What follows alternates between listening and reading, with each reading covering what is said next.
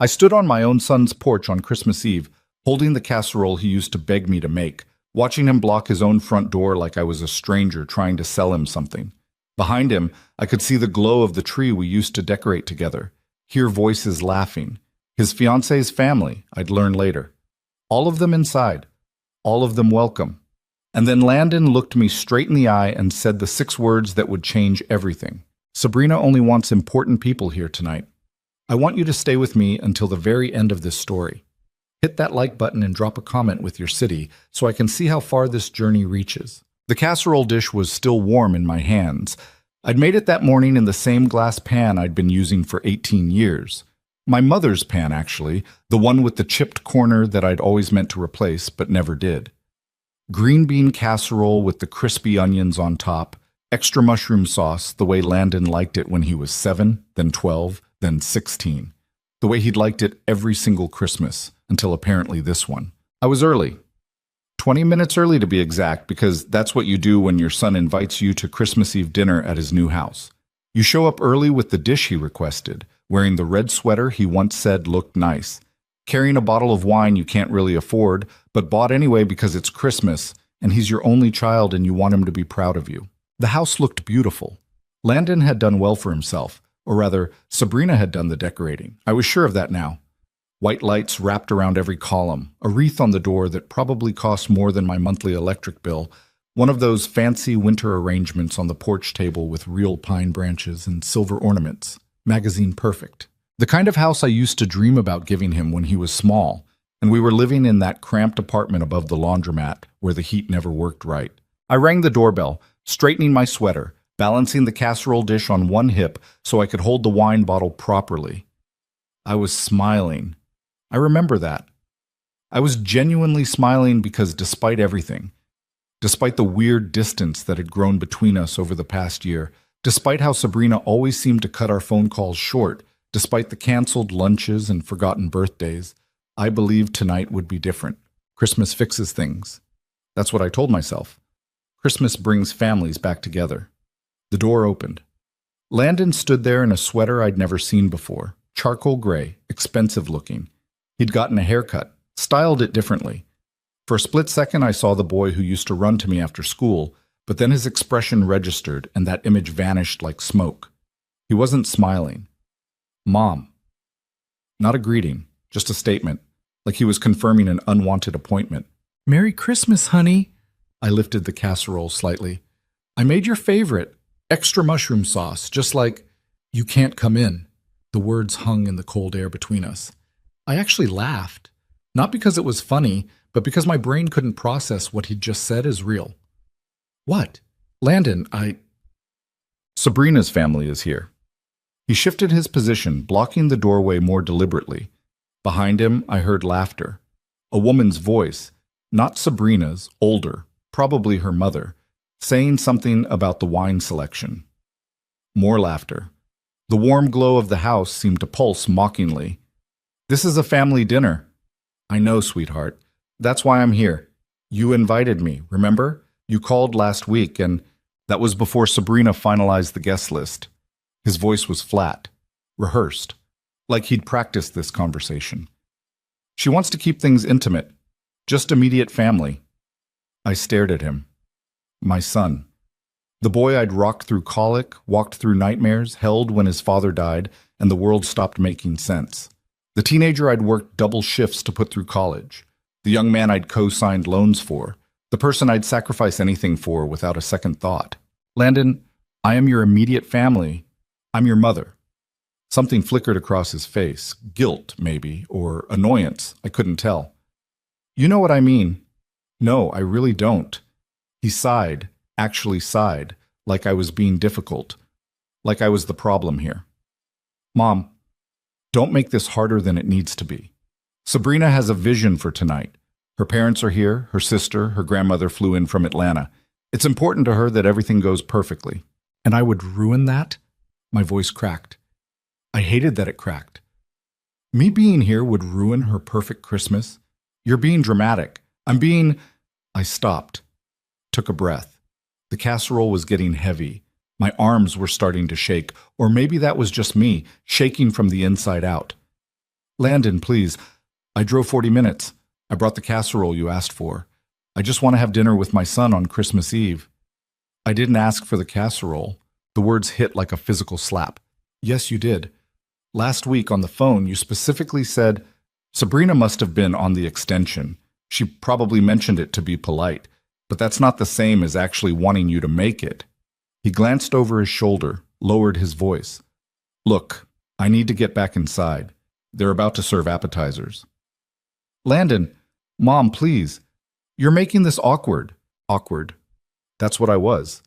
An awkward presence at my own son's Christmas dinner that I wasn't invited to, but somehow was invited to, but actually wasn't. And the casserole I'd spent 3 hours making that morning was just Sabrina being polite. And I was dramatic for expecting to celebrate Christmas with the only family I had left. I looked past him into the house. I could see part of the living room, a massive tree, at least 9 feet tall, covered in gold and silver ornaments. Nothing homemade, nothing with history, no construction paper angels or popsicle stick reindeer or any of the decorations Landon and I had made together over the years. Those were probably in a box somewhere, probably donated, probably thrown away. A woman appeared behind Landon, tall, blonde, wearing a cream-colored dress that probably cost more than my car payment. Sabrina. She placed one perfectly manicured hand on Landon's shoulder, her engagement ring catching the light. 3 carats. I knew because Landon had told me, pride in his voice, when he'd announced the engagement 6 months ago. Everything okay, baby? Her voice was sugar sweet, but her eyes were ice. Yeah, just... Landon hesitated. Oh. Sabrina's gaze moved to me, to the casserole, back to me. Her smile never wavered, but something in it sharpened. Mrs. Harper, I wasn't expecting you. She made a casserole, Landon said, like that explained some kind of confusion. How thoughtful. Sabrina's tone made it clear it was anything but. Unfortunately, we're actually all set with the menu. My mother has been cooking for days. We have more than enough food. I can just leave it, I said quietly, hating myself for how small my voice sounded. For later. For leftovers. Our fridge is completely full. I wouldn't want it to go to waste. Sabrina squeezed Landon's shoulder. Baby, your aunt just arrived. You should say hello. Right, yeah. Landon looked at me, and for just a second I saw something in his eyes that might have been regret. But then it was gone. Mom, I'm sorry, but you need to leave now. Landon. Sabrina only wants important people here tonight. The world stopped. I heard the words. I understood them individually. But together, strung into that sentence, coming from my son's mouth, they didn't make sense. Couldn't make sense. What did you just say? I didn't mean... He backtracked, but weakly. I just meant that tonight is about Sabrina's family, the people who are important to her, to us. It's not personal. Not personal. I repeated the words, tasting how bitter they were. Me not being important to you isn't personal. That's not what I said. It's exactly what you said, Landon. Sabrina made a soft sound, something between sympathy and impatience. Mrs. Harper, I think there's been a misunderstanding about tonight. This was always meant to be a small gathering. Landon must have forgotten to clarify that with you. She was good. I had to give her that. Her voice was gentle, reasonable, like she was talking to a confused child, like I was the one who'd gotten everything wrong. He invited me, I said, looking at Landon. Only at Landon. You called me. You said to come at 6. You told me. I made a mistake. His jaw was tight. I wasn't thinking clearly. I should have checked with Sabrina first. Checked with Sabrina. Each word felt like pulling glass from a wound. About whether your mother could come to Christmas dinner. She's hosting, he said, defensive now. It's her event, her decision. It's your house too. Actually, Sabrina interjected smoothly, my parents helped with the down payment, so in a way, it's really a family property. My family. The emphasis was slight but unmistakable. My family. Not our family. Not the family that included the woman standing on the porch holding a casserole made in her dead mother's pan.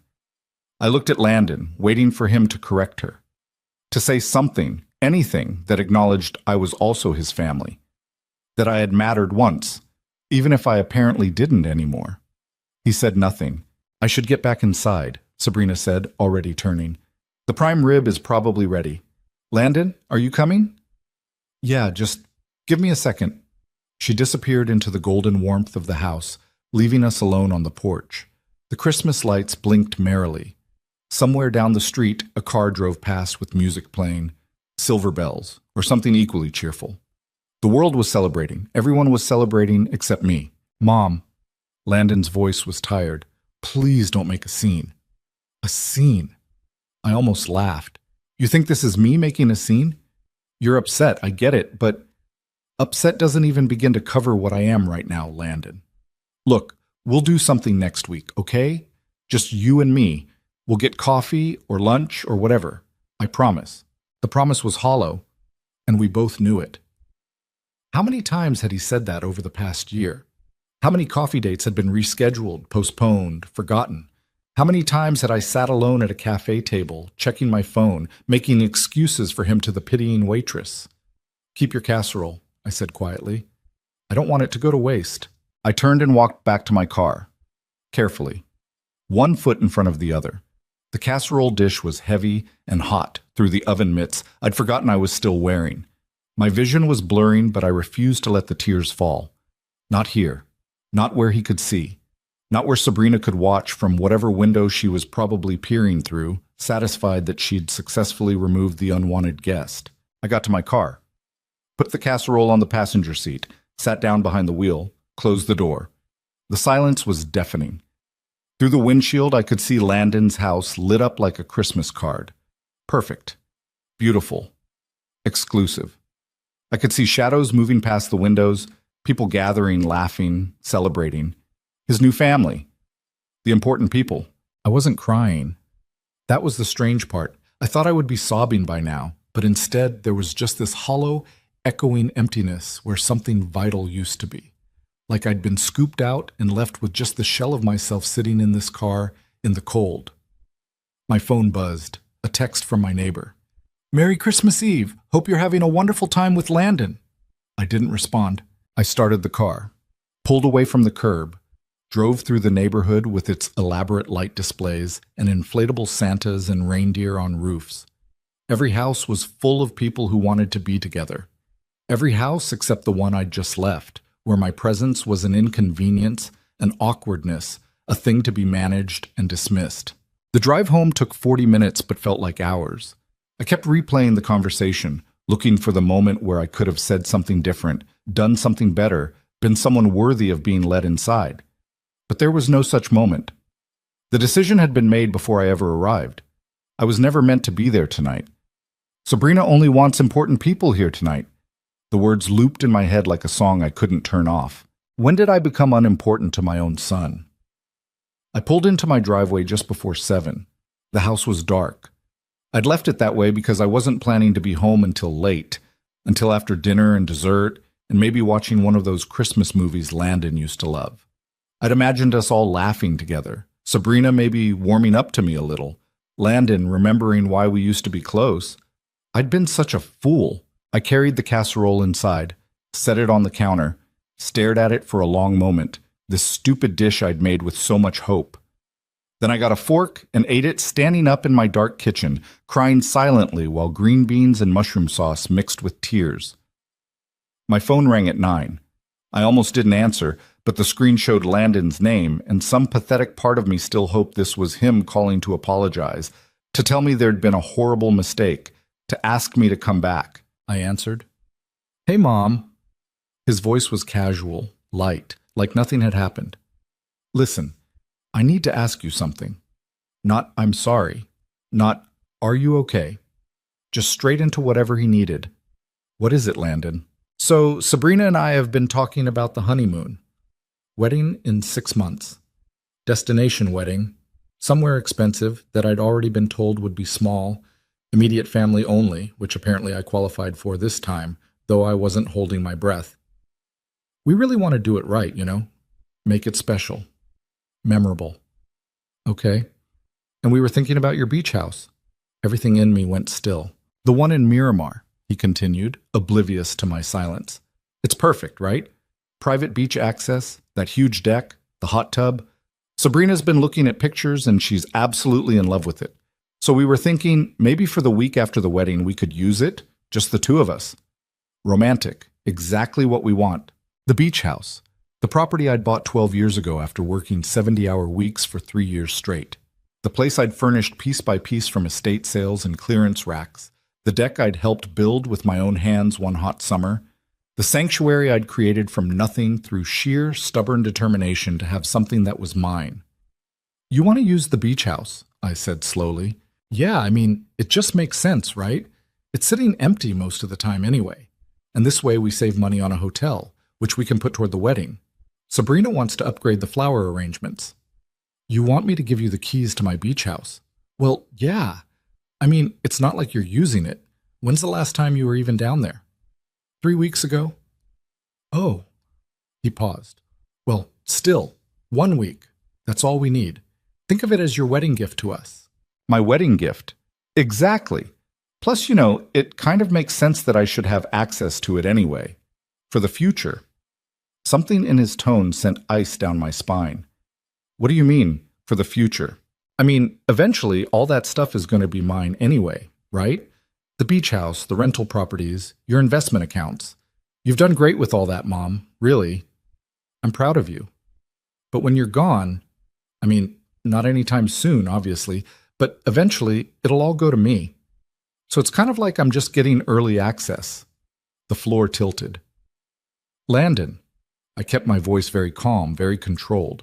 What makes you think you're inheriting any of that? He laughed, actually laughed. Because I'm your son? Because that's how inheritance works? Come on, Mom, don't be weird about this. I'm not trying to be morbid. I'm just being practical. Practical? Yeah, Sabrina helped me see it that way. She's really good with financial planning. She actually looked up the estate laws and everything. Did you know that in this state, if you die without a will, everything automatically goes to your children? But you have a will, right? You told me once you had a will. I do have a will. Great. So it's all settled then. Everything comes to me, which means the beach house is basically already mine, kind of. So letting us use it for the honeymoon is really just us using what's already ours, technically. I stood in my dark kitchen, holding the phone, listening to my son explain how my life's work was already his property, and something inside me cracked open. Not broke. Cracked. Like a shell that had been holding something back for far too long. Where did you get these ideas, Landon? What ideas? That my assets are already yours, that you're entitled to my property, that I'm just holding on to things temporarily until you decide you want them. That's not what He fumbled. I'm just saying, logically, as your only child, has Sabrina been asking about my finances? Silence. Landon, has your fiancée been researching my assets? She's just being smart, he said defensively. She wants to make sure we're financially secure, that we know what we're working with. What's wrong with that? What's wrong with that is that she's counting money that doesn't belong to her, that doesn't belong to you, my money, my property, my life. Jesus, Mom, you're being paranoid. Sabrina cares about our future, that's all. She wants to know what kind of inheritance we're looking at so we can plan accordingly. That's called being responsible. And when did you two start planning around my death? That's not... You're twisting my words. Am I? The crack inside me was widening. When did you stop seeing me as your mother and start seeing me as a portfolio? Oh my God, you're being so dramatic. I call you on Christmas asking for one simple favor, after you humiliated me on your porch 2 hours ago. And you're turning it into this whole thing. Fine. Forget it. We'll rent a place in Hawaii or something. I just thought you'd want to help us out, but clearly I was wrong. Clearly. You know what? I'm done with this conversation. You're obviously in a mood. Call me when you've calmed down. He hung up. I stood there holding my dead phone in my dark kitchen next to a casserole I'd made for a son who didn't want me at his Christmas dinner, and I started laughing. Not happy laughter. The kind of laughter that comes when something is so absurd, so completely insane, that your brain can't process it any other way. My son thought he owned my beach house. My son thought he owned everything I had. My son had been coached by his fiancée to view me as an asset, and I had been so desperate for his love, so willing to accept any crumb of affection that I'd almost missed it entirely. The laughter died. I set down my phone, walked to my office. The small room I'd converted 5 years ago when I started seriously managing my investments. Pulled out the fireproof box I kept in the closet. Inside were all my important documents, deeds, account statements, and yes, my will. I opened it, read through the familiar language. I leave all worldly possessions to my beloved son, Landon Michael Harper. Beloved, I'd written that will 7 years ago, when Landon was in college and I was still recovering from losing my husband. When Landon still called me every Sunday. When he still said I love you without it sounding like an obligation. When I was still important. I closed the will, put it back in the box, sat on the floor of my office with my back against the wall, and tried to figure out when exactly everything had gone so wrong. I'd done everything right, hadn't I? After David died, I could have fallen apart. Probably should have. Widowed at 38 with a 10-year-old son and a mountain of debt because cancer doesn't care about your savings account. But I hadn't fallen apart. I'd gotten up every single day and gone to work, picked up extra shifts, learned about investing from library books because I couldn't afford classes, bought my first rental property with money I'd saved $1 at a time. I'd built security from nothing, not for me, for Landon, always for Landon. Every rental property was his college fund, his safety net, his future. Every investment was a promise that he'd never struggle the way I had. Every sacrifice was proof that I loved him more than I loved comfort or rest or my own well-being. And he'd turned it into an inheritance he was already spending. My phone buzzed, a text this time, Landon. Also, Sabrina wanted me to ask about the rental properties on Oak Street. Are those still pulling in good money? We might want to sell them eventually and invest in something with better returns, just FYI. I stared at the message. Might want to sell them. We. Like it was already decided, like my input was just a formality. Another text came through. Landon, and can you send me the contact info for your financial advisor? Sabrina thinks we should set up a meeting to go over everything, get a full picture of the estate. Thanks. Estate. I was 56 years old and my son was already dividing up my estate. The crack inside me finished splitting open and something new emerged, something I hadn't felt in a very long time. Anger, not the hot explosive kind. The cold, clear, diamond-hard kind that sees everything exactly as it is without the blurring lens of hope or denial or desperate love. I saw it all now. The past year of distance wasn't Landon being busy with wedding planning. It was Sabrina isolating him, making sure I didn't interfere with her campaign to position him as heir to my assets. The canceled lunches weren't accidents. They were strategic. Keep me at arm's length. Important enough to inherit from, but not important enough to spend time with. And tonight. Tonight wasn't about an intimate family dinner. It was a test. Could Landon reject his own mother on command? Could he prioritize Sabrina's comfort over my dignity? Could he look me in the eye and tell me I wasn't important? He'd passed with flying colors. I thought about the beach house. The one Landon assumed was basically his already. The one I'd bought with money I earned working back-to-back shifts until my feet bled and my back screamed. The one I'd painted myself, furnished myself, poured my soul into because it was mine and I'd earned it. I thought about the rental properties. 4 of them now. Each one bought through careful saving and calculated risk and sheer stubborn refusal to stay in the poverty that had swallowed my childhood. I thought about my investment portfolio. Built from nothing through years of learning, researching, making smart choices while exhausted and terrified of making mistakes. All of it mine. None of it his. Not yet. Not automatically. Not just because he was my son. I picked up my phone, ignored Landon's texts, opened my contacts instead, and scrolled to a name I hadn't called in 2 years. Marcus Chen, a state attorney. We'd met at a community center event and he'd given me his card, told me to call if I ever needed to update my will. I'd never called. The will I had seemed fine. It wasn't fine anymore. I left a voicemail asking for an appointment after Christmas. Then I called a locksmith and scheduled them to come to the beach house tomorrow morning. Then I sat in my dark office and watched the clock tick past midnight into Christmas Day. I'd spent last Christmas with Landon. We'd had breakfast at my place, pancakes and bacon, his favorite. He'd given me a candle and a gift card. I'd given him a sweater and helped him set up his new laptop. We'd watched a movie. He'd fallen asleep on my couch like he used to when he was small. It hadn't been perfect, but it had been something. This Christmas, I was alone in a dark room, planning how to protect myself from my own child. Somewhere across town, Landon was probably asleep in his perfect house, next to his perfect fiancée, dreaming about Hawaii or beach houses or whatever returns he might get from selling my rental properties. I wondered if he even remembered that tonight was supposed to be about family. I wondered if he ever thought about the woman who'd worked herself to exhaustion to give him everything. I wondered if I'd ever been anything more to him than a future payday. The casserole sat on my kitchen counter, still half full, getting cold. I left it there. Let it sit. Let it remind me. Important people only. Tomorrow I would start making changes. Big ones. The kind that couldn't be undone or explained away or softened with excuses. Tomorrow I would start protecting what I'd built. But tonight, on Christmas Eve bleeding into Christmas morning, I let myself sit in the dark and mourn the relationship I thought I had with my son. The one where I mattered. The one where love wasn't measured in real estate and investment returns. The one that apparently had died without me even noticing. My phone buzzed one more time. Landon, Merry Christmas, Mom. Sorry tonight didn't work out. Love you. Love you.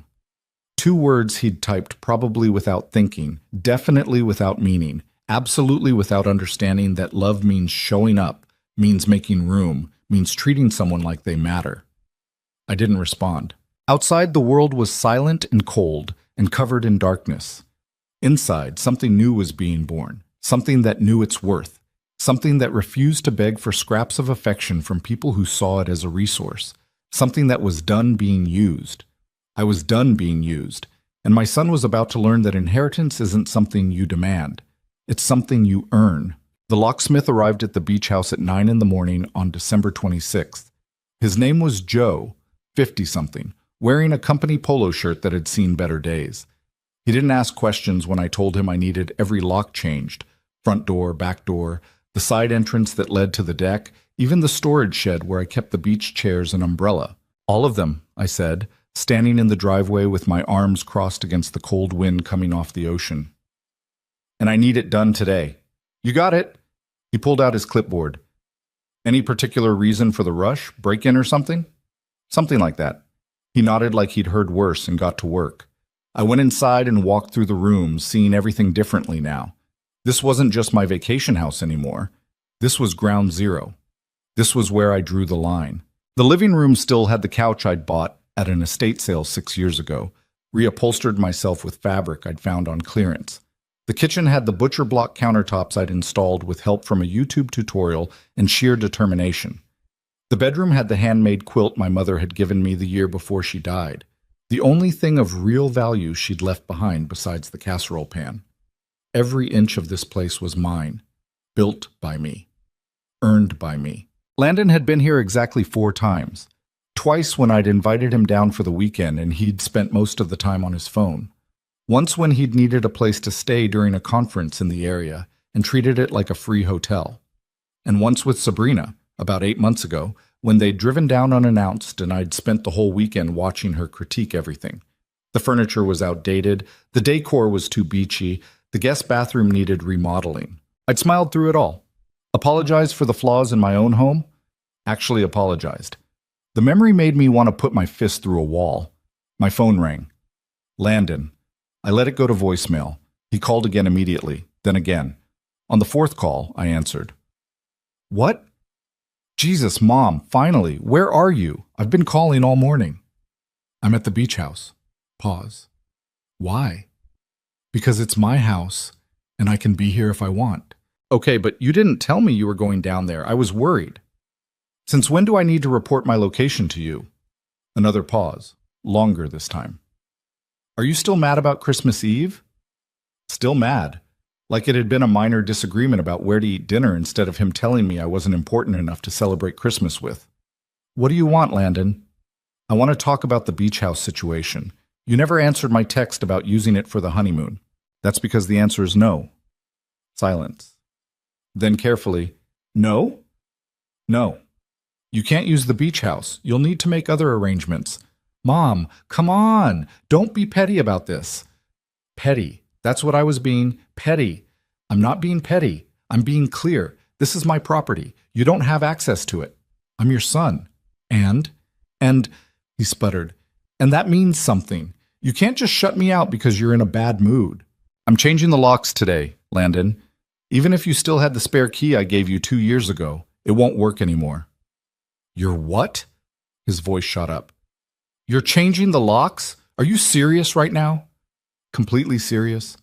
Why would you? This is insane, Sabrina. Can you believe this? His voice became muffled as he turned away from the phone.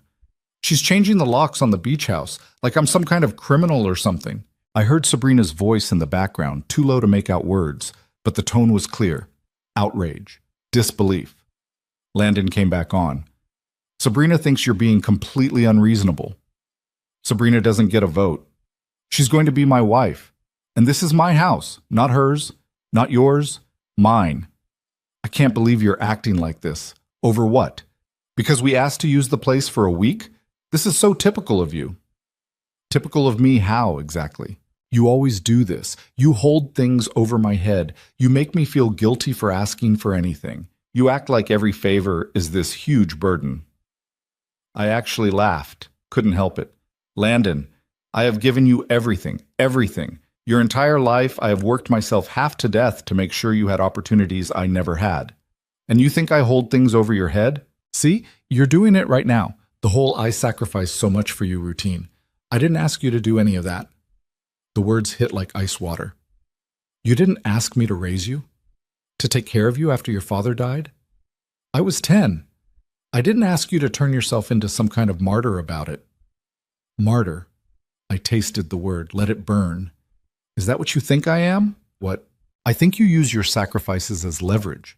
You want me to feel perpetually indebted to you. But I don't, okay? I didn't ask to be born. I didn't ask you to work extra shifts. Those were your choices. Through the window, I could see Joe working on the front door lock. Methodical, professional, removing the old, installing the new. You're right, I said quietly. They were my choices, just like this is my choice. What's that supposed to mean? It means I'm done, Landon. I'm done trying to earn your love. I'm done letting you treat me like an ATM with emotions. I'm done pretending that you see me as anything other than a resource to be managed until I die and you can cash out. That's not, you're being crazy. I never said, you said it all on Christmas Eve, and you confirmed it every time you texted me about my rental properties and my investment accounts and my estate. You want to know what I'm worth, not how I'm doing, what I'm worth. Sabrina just wants us to be financially prepared. Sabrina wants my money, and you're either too blind to see it or too greedy to care. Don't you dare talk about her like that. Or what? You'll uninvite me to another holiday? You'll block me from another family event? What exactly are you threatening me with, Landon? Because from where I'm standing, you've already taken everything that matters. His breathing was harsh on the other end. I'm hanging up now. You do that. And when you calm down and realize how ridiculous you're being, don't bother calling me to apologize. I'm done with your drama. Funny, I was just thinking the same thing about you. I hung up, turned off my phone, watched Joe finish installing the new deadbolt on the front door. When he was done with all 5 locks, he handed me a set of keys. That should do it. Nobody's getting in here without your permission now. Thank you. You okay, ma'am? He was looking at me with something like concern. You seem a little shaken up. I'm fine, just dealing with some family issues. Ah. He nodded knowingly. The holidays will do that. Bring out the worst in people sometimes. Sometimes they show you who people really are. That too. He packed up his tools. You take care now. After he left, I sat on the deck watching the ocean and thinking about the phone call. About Landon's voice when he said, I didn't ask to be born. About how easily he defended Sabrina while attacking me. About how my love had become drama and my sacrifices had become leverage and my existence had become an inconvenience. When had it happened? When had I gone from being his mother to being his obligation? I thought back over the past few years, looking for the turning point. Landon had always been a little self-centered. Aren't most only children? But he'd also been sweet, thoughtful in his way. He used to call me on Sunday mornings just to chat, used to text me random things that reminded him of me, used to say, I love you, like he meant it. Then he'd met Sabrina. At first, I'd been thrilled. He deserved love, deserved partnership, deserved someone who made him happy. And Sabrina had seemed perfect on paper. Educated, ambitious, beautiful. She'd smiled at me during our first meeting and said all the right things about how much she'd heard about me, how excited she was to get to know me. But looking back now, I could see the shift. How after that first meeting, Landon's calls became less frequent. How plans started getting canceled. How Sabrina was always just too tired, too busy, too stressed to join us for lunch. How gradually, methodically, I'd been edged out of my son's life. And I'd let it happen. Made excuses for it. Told myself it was natural for a man in love to prioritize his partner. Convinced myself I was being understanding, supportive, modern. I'd been a fool. My phone buzzed in my pocket. I turned it back on out of habit. Another text from Landon. You're making a huge mistake. Sabrina's family is connected, important. They could help me advance my career, but you're too selfish to see past your own hurt feelings. Fine, I'll remember this. I stared at the message. Read it 3 times. Sabrina's family is connected, important. And there it was. The truth underneath everything else. Sabrina came from money, real money, the kind that opened doors and created opportunities, the kind Landon wanted access to, the kind that made my hard-earned properties and carefully built investments look small and common by comparison. I wasn't just competing with Sabrina for my son's attention. I was competing with her entire world, a world where beach houses were assumed, where rental properties were portfolio items to be optimized, where mothers who'd worked themselves to exhaustion to build security from poverty were embarrassing reminders of a class status Landon wanted to leave behind. I texted back, I'll remember this too. Then I blocked his number. The relief was immediate and terrifying, like stepping off a cliff and discovering you could fly, except you weren't sure where you were flying to or if you'd eventually crash. I spent the rest of the day at the beach house, going through closets and drawers, removing every trace of Landon. The photos of him as a teenager, grinning with his boogie board. The seashells we'd collected together during one of those early visits when he'd still been willing to spend time with me. The spare toothbrush I'd kept for him in the guest bathroom. All of it went into a box. Not thrown away. I wasn't that angry, or maybe I was just that sentimental, but packed up, put away, removed from sight. By the time I drove home late that evening, the beach house felt different, lighter, like it had been holding its breath and could finally exhale. Marcus Chen's office called the next morning. They had an opening on the 28th if I was available. I told them I'd be there. The law office was in a strip mall between a dry cleaner and a bubble tea shop. Not fancy, but Marcus had been recommended by 3 different people at the community center, and his reviews online were solid. He met me in the small waiting area himself, shook my hand, led me back to an office crammed with filing cabinets and law books. Mrs. Harper, good to hear from you after all this time. He gestured to a chair. You mentioned wanting to revise your will? I want to completely rewrite it. Okay. Can I ask what prompted this? I'd prepared a sanitized version of the story, something vague about changing family circumstances. But sitting there in his cramped office with its motivational posters and dusty fake plant, I found myself telling him everything. The Christmas Eve rejection, the phone calls about the beach house and rental properties, the texts about my estate, Sabrina's research into inheritance laws.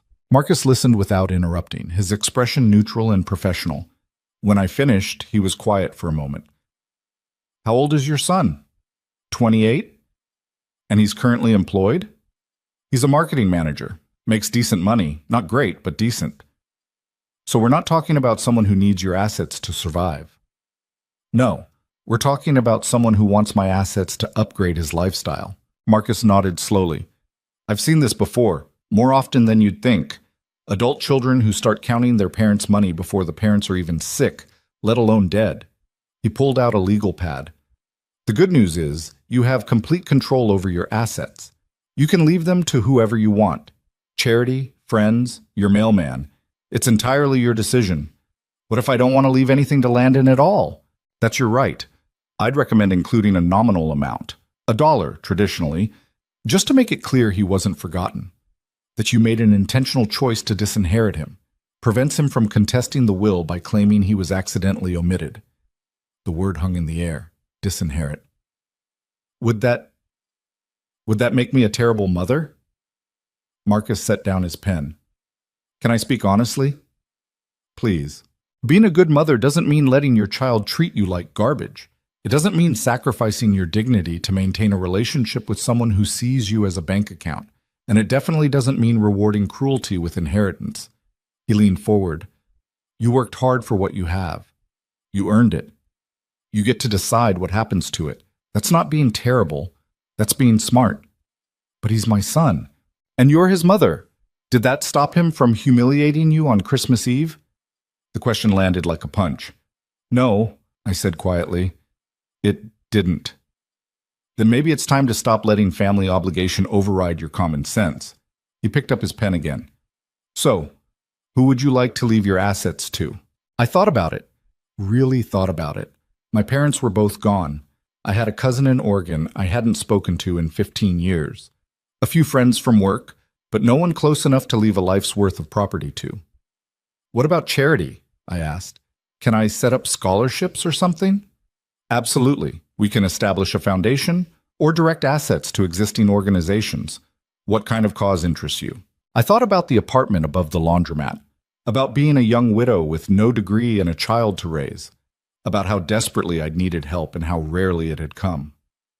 Single mothers, I said, women trying to go back to school or start businesses, women who are doing it alone and need support. Marcus was writing. That's beautiful. We can absolutely make that happen. We spent the next 2 hours going through my assets in detail. The beach house would be sold, proceeds going to a scholarship fund for single mothers pursuing nursing degrees. The rental properties would be placed in a trust managed by a local nonprofit that helped low-income women start small businesses. My investment accounts would fund emergency grants for women escaping domestic violence. Everything I'd built would go to helping women like I'd been. Women who needed it. Women who would appreciate it. Not to my son, who'd simply expected it. And Landon gets, Marcus asked, $1 and a letter explaining why.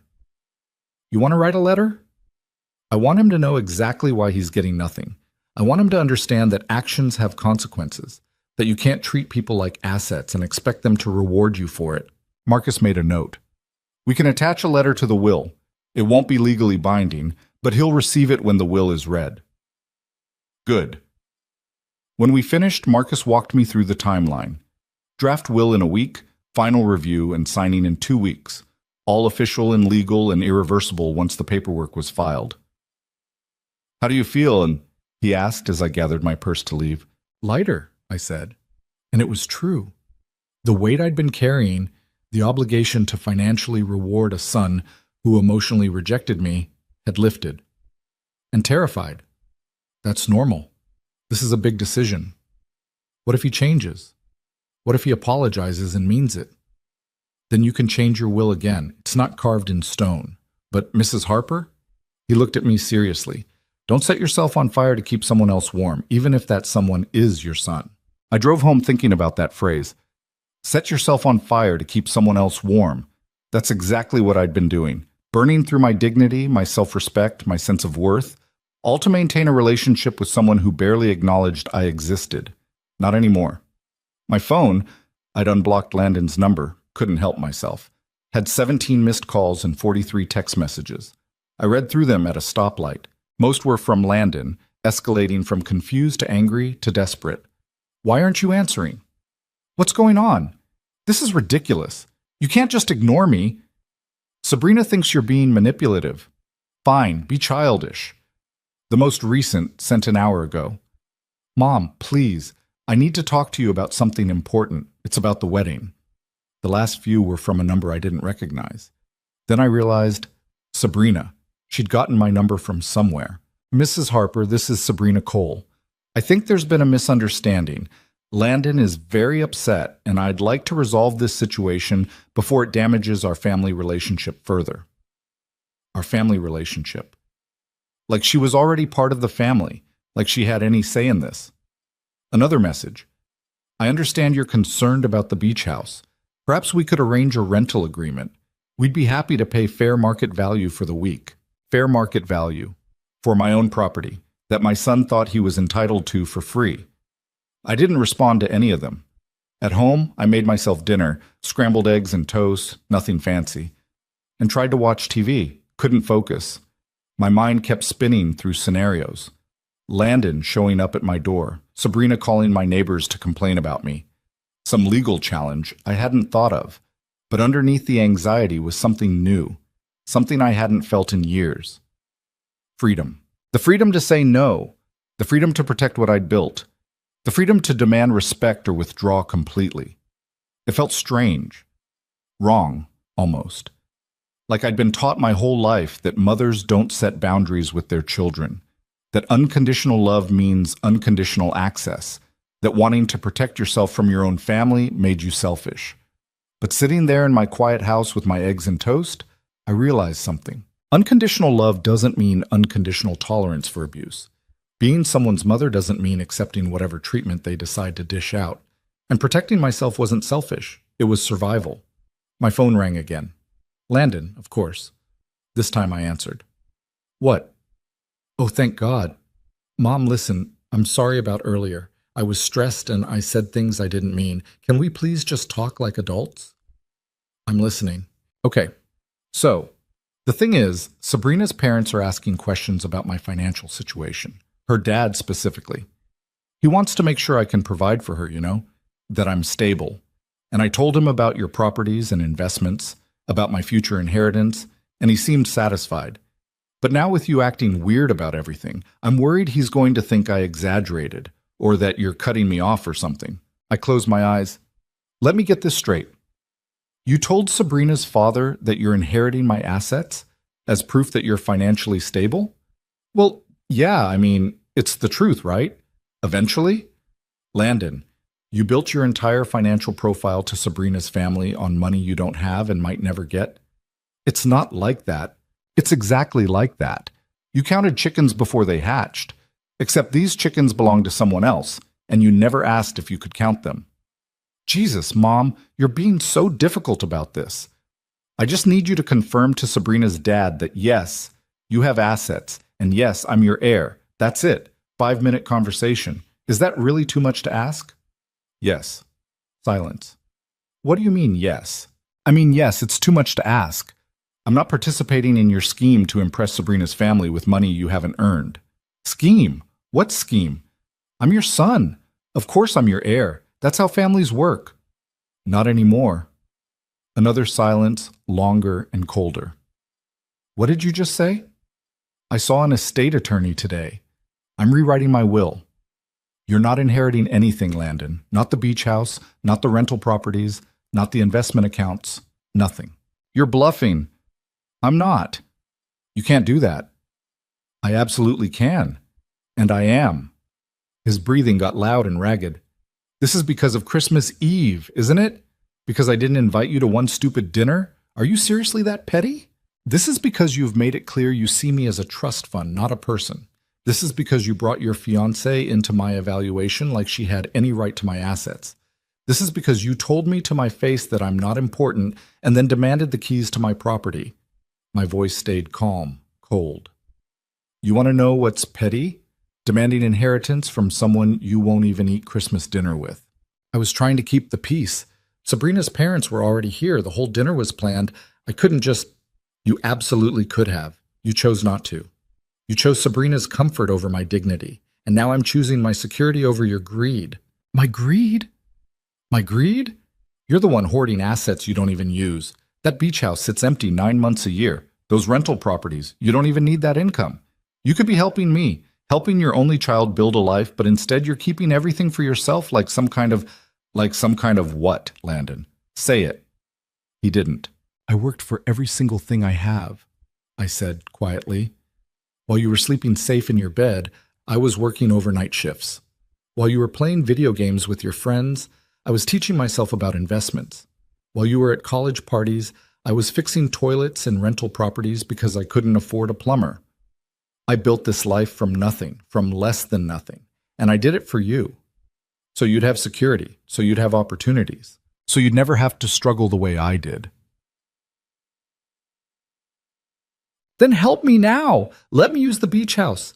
Let me tell Sabrina's dad that I'm inheriting your estate. Give me something to work with here. I gave you everything, Landon, your entire childhood, your education, your sense of security.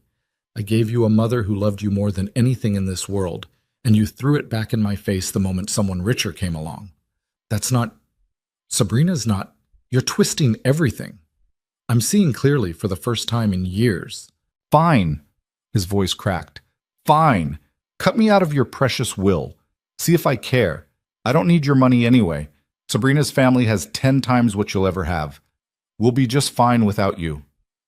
I'm sure you will be. And don't expect me to come crawling back when you realize what you've done. Don't expect me to be there when you're old and sick and alone. You're making your choice right now, and I'm making mine. The threat landed exactly as he intended. The image of myself elderly and abandoned, dying alone because I dared to set boundaries with my only child. But instead of fear, I felt something else. Relief. Okay, I said. Okay? That's all you have to say? If your love is conditional on inheritance, then I don't want it anyway. Goodbye, Landon. I hung up, turned off my phone, sat in my quiet house, and waited for the grief to hit. It didn't. Instead, there was just this vast, echoing silence where the obligation used to be. The constant low-level anxiety about whether Landon was happy with me, whether I'd done enough, whether I'd said the right thing, whether I'd somehow failed him. All of it gone. I was free.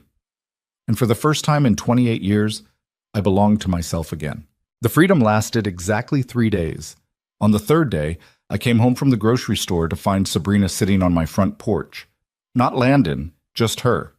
Wearing cream-colored pants and a cashmere sweater that probably cost more than my monthly mortgage, her hair perfect despite the January wind, looking like she'd stepped out of a catalog for expensive problems. I almost got back in my car and drove away. But this was my house, my porch, my space that I'd earned. I got out, grocery bags in hand, and walked up the path. Mrs. Harper, she stood, smoothing her pants. I hope you don't mind. I wanted to talk to you privately. How long have you been waiting? About an hour. I wasn't sure when you'd be home. She smiled, and it looked genuine if you didn't look too closely at her eyes. Can we go inside? It's freezing out here. Every instinct screamed no. But I was raised to be polite, to be accommodating, to never make scenes or turn people away from my door. 28 years of motherhood had trained me to prioritize other people's comfort over my own boundaries. Old habits. I unlocked the door and let her in. She followed me to the kitchen while I put away groceries. Didn't offer to help, just stood there watching me like I was a problem she was calculating how to solve. Coffee? I asked, more out of muscle memory than actual hospitality. No, thank you. She perched on one of my kitchen chairs like she was afraid it might be dirty. I wanted to talk to you about Landon. I figured. He's devastated, Mrs. Harper. Absolutely devastated. He hasn't slept in 3 days. He's barely eating. I've never seen him like this. I put the milk in the fridge, closed the door carefully. And you think that's my fault. I think there's been a misunderstanding that's gotten out of control. Her voice was soft, reasonable. The voice of someone trying to talk down a crazy person. Landon told me what happened, about the will, about the beach house, and I understand why you're upset. Christmas Eve was handled poorly. Handled poorly. I turned to face her. Is that what we're calling it? Landon made a mistake. He was trying to juggle too many things, and he made a bad decision. But he's sorry, Mrs. Harper. He really is. He told you to say that? He doesn't know I'm here. I came on my own because I care about him, and I can see this is tearing him apart. I leaned against the counter, crossed my arms. What exactly do you want from me, Sabrina? I want to fix this, for Landon's sake, for all our sakes. She leaned forward, her expression earnest. We're going to be family soon, and family works through disagreements. They don't just cut each other off. Family also doesn't treat each other like ATM machines. Is that what you think this is about? Money? She looked genuinely surprised, which was impressive acting. Mrs. Harper, Landon doesn't care about your money. He cares about you. He's hurt because his mother won't talk to him. He told me 3 days ago that he doesn't need my money because your family has 10 times what I'll ever have. A flicker of something crossed her face. Annoyance, maybe. But it was gone instantly. He was angry. People say things they don't mean when they're angry. And what about all the things he said before he was angry? About my beach house being basically his already? About selling my rental properties for better returns? About my estate and inheritance and financial planning. That was me, Sabrina said quietly. I pushed him to think about those things. It wasn't his idea. The admission caught me off guard. Why? She sighed, and for a moment she looked almost human, almost vulnerable. Because I come from money, Mrs. Harper. Real money. The kind that comes with expectations. And my father has very specific ideas about who I should marry, what kind of man is worthy of me. And Landon is amazing, he really is, but on paper, she trailed off. On paper, he's not rich enough for you. On paper, he doesn't have the kind of portfolio my father expects. She met my eyes. I love Landon. I do. But my father controls my trust fund, and if he doesn't approve of this marriage, I lose access to everything. $20 million just gone. So yes, I encouraged Landon to be aware of his assets, to understand what he brings to the table financially, because I needed to show my father that Landon isn't some broke marketing manager, that he has prospects, inheritance, stability. I stared at her. You used my assets to convince your father that Landon was wealthy enough to marry you. I used the truth. You do have assets. Landon is your only child. Eventually, yes, he would inherit. That's not a lie. It's not your truth to use. Mrs. Harper, please. Her voice took on a desperate edge. If my father doesn't approve this marriage, I lose everything. And Landon has built his entire sense of self around being with me, around being good enough for me. If you take away his inheritance, if you make him look like he was lying to my father, it will destroy him, and probably destroy us. That sounds like a problem between you and your father, and you and Landon, not me. You're his mother. You have the power to fix this. By giving him my beach house? By promising him my estate? By playing along with your deception? By supporting your son's happiness? She leaned forward. Is that really too much to ask? And there it was, the manipulation wrapped in maternal duty. The suggestion that if I really loved Landon, I'd sacrifice my boundaries to make his life easier. That good mothers don't protect themselves when it inconveniences their children. I'd fallen for it 1,000 times before. Every canceled lunch I'd excused. Every forgotten birthday I'd rationalized. Every casual cruelty I'd absorbed. Not this time. Yes, I said, it is too much to ask. Sabrina's expression hardened. The vulnerability vanished like it had never been there. You're making a mistake. Maybe, but it's my mistake to make. Landon will never forgive you for this. Then I guess that's his choice. She stood up, smoothed her pants again. My father is a very powerful man, Mrs. Harper. He has connections, lawyers. If you're planning to cut Landon out of your will, we can challenge it. Prove undue influence or diminished capacity or something. We'll tie it up in courts for years. The threat hung in the air between us. You just told me Landon doesn't know you're here, that you came on your own. So when you say, we'll challenge it, you mean you'll challenge it. You'll drag my son into a legal battle against his own mother to get money you just admitted you don't actually need. I need my father's approval, and that requires Landon to look like a man of means. Then maybe you should marry someone who actually is a man of means instead of trying to fake it with my assets. Her eyes went cold. You're going to regret this. Probably, but at least I'll regret it on my own terms. She walked to the door, paused with her hand on the knob. You know what's funny? Landon told me you were difficult, that you were manipulative and always played the victim. I didn't believe him. I thought he was exaggerating, that every mother-son relationship has friction. But you really are exactly what he said. The words were designed to wound, and they did. But I'd been wounded by experts. Sabrina was amateur hour compared to my own son telling me I wasn't important. Get out of my house. She left. I locked the door behind her and stood there shaking. That's when the doubt crept in. The voice that said, maybe I was being difficult. Maybe I was manipulative. Maybe good mothers did sacrifice their dignity for their children's happiness, and I was just selfish and petty and exactly what Landon had said. I made myself tea, sat at my kitchen table, tried to think clearly. The facts were simple. Landon had humiliated me on Christmas Eve. He'd demanded access to my property without asking. He'd counted my money as his before I was even dead. And when I'd set boundaries, he'd lashed out. Those were facts, not manipulation, not victimhood. Facts. And Sabrina had just admitted the entire thing was a scheme to deceive her father. She'd turned my son into a liar and my assets into props in her family drama. I wasn't the villain here, but knowing that didn't stop the voice in my head that said, mothers are supposed to sacrifice. Mothers are supposed to put their children first.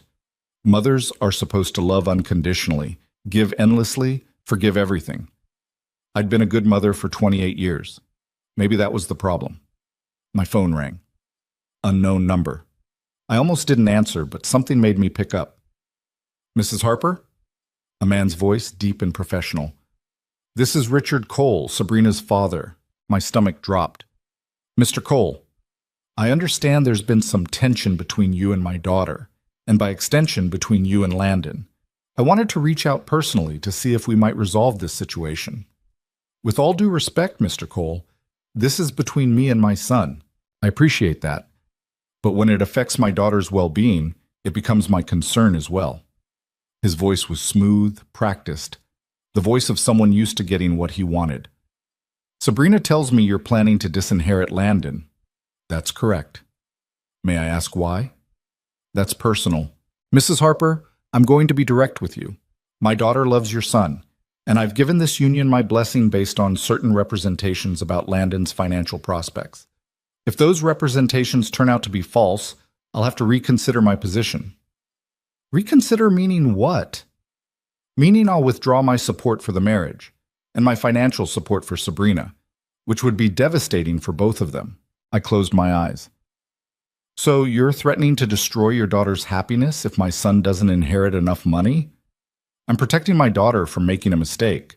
She's accustomed to a certain lifestyle. If Landon can't provide that through his own means or through inheritance, then he's not the right match. That's between you and Sabrina. It's also between you and Landon. You have the power to secure their future. All you have to do is confirm that your estate will pass to your son as expected. And if I don't, then I pull my support. The wedding is canceled. Sabrina's trust fund goes into lockdown until she finds a more suitable match. And Landon loses the woman he loves because his mother was too stubborn to do right by her own child. The manipulation was masterful. Frame it as my choice, my stubbornness, my failure as a mother.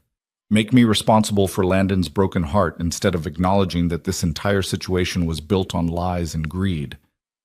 Mr. Cole, have you considered that maybe if Landon isn't rich enough for your standards, your daughter shouldn't marry him? That maybe building a marriage on false pretenses about inheritance is a terrible foundation? I've considered that your son misrepresented his financial situation to my family, and I'm giving you the opportunity to make that representation truthful. Otherwise, I'll assume it was fraud. It wasn't fraud. Landon is not entitled to my estate. I earned it. I control it. And I've decided to leave it to charity. Silence. Then, you'd choose strangers over your own son. I choose women who need help over a son who only wants me for my money. Yes. Then you're a fool, Mrs. Harper. And when Landon is alone and miserable because you destroyed his relationship, I hope you'll remember this conversation. He hung up.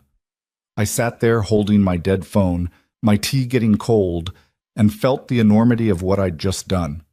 I'd essentially chosen charity over my son's marriage, over his happiness, over his entire future with the woman he loved. The guilt was crushing, but underneath it was anger, because this whole thing was insane. Richard Cole was blackmailing his own daughter into marrying Rich. Sabrina was using my son as a ticket to her trust fund. Landon was lying to his future in-laws about assets he didn't own, and somehow I was the bad guy for refusing to play along. I thought about calling Landon, warning him what was happening, telling him that Sabrina's love came with a price tag and her father's approval came with conditions.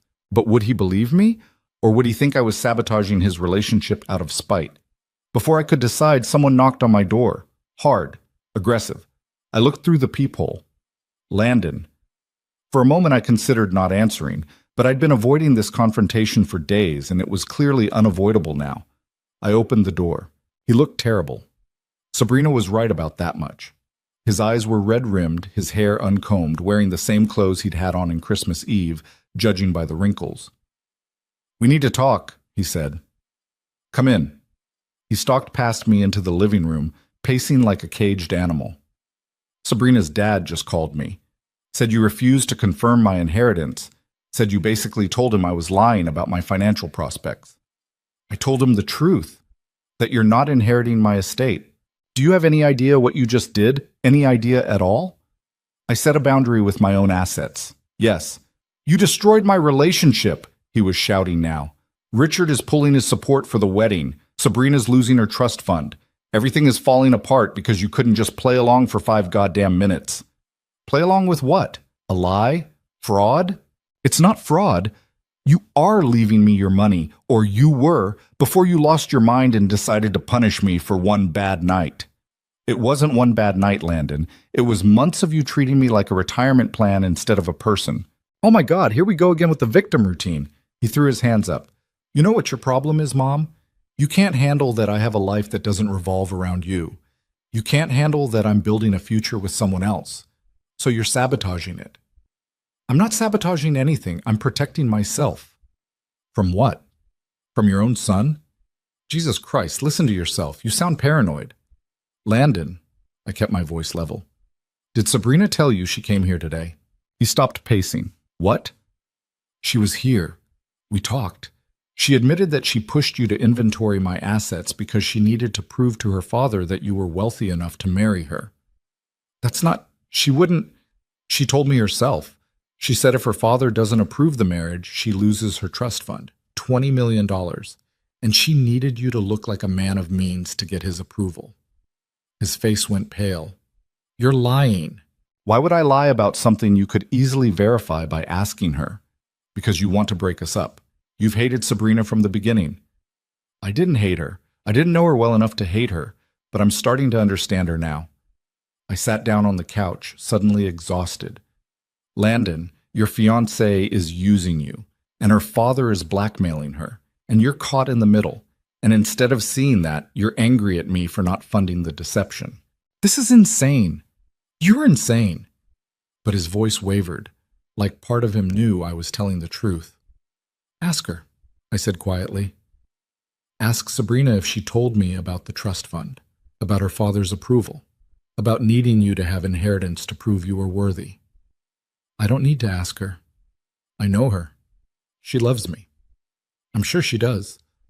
But does she love you enough to lose $20 million for you? The question hung there. We both knew the answer.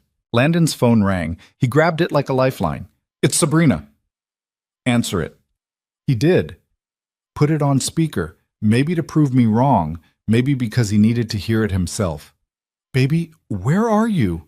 Sabrina's voice was tight. My dad is freaking out. He's saying the wedding is off unless your mother confirms your inheritance. What did she say to him? I'm at her house now. Pause. Why? She said you came here today, that you told her about the trust fund. Longer pause. Landon, did you? I was trying to fix things. I was trying to help. Did you tell my mother that you needed me to look wealthy for your father? It's not like that. Baby, you're twisting it. Yes or no, Sabrina? Did you say that? Silence. Then, my father has expectations. You know that. I was just being honest with her about what we're dealing with. Landon sank onto the couch next to me, phone still in his hand. So it's true. It doesn't change how I feel about you. Your love comes with a dollar amount, literally $20 million. That's not fair. I can't help what my father... Do you love me, Sabrina? Or do you love what you thought I was worth? Don't do this. Don't let your mother poison you against me. She's been trying to break us up since day one. Answer the question, I heard her crying. Or maybe performing crying. I couldn't tell anymore. I love you, she said. I do. But I also can't lose my entire future because your mother decided to be vindictive. Can't you talk to her? Can't you make her understand how much this matters? Landon looked at me. Really looked at me for the first time in what felt like years. I saw him see me. Not as an asset, not as an obstacle, but as a person who was tired and hurt and done being used.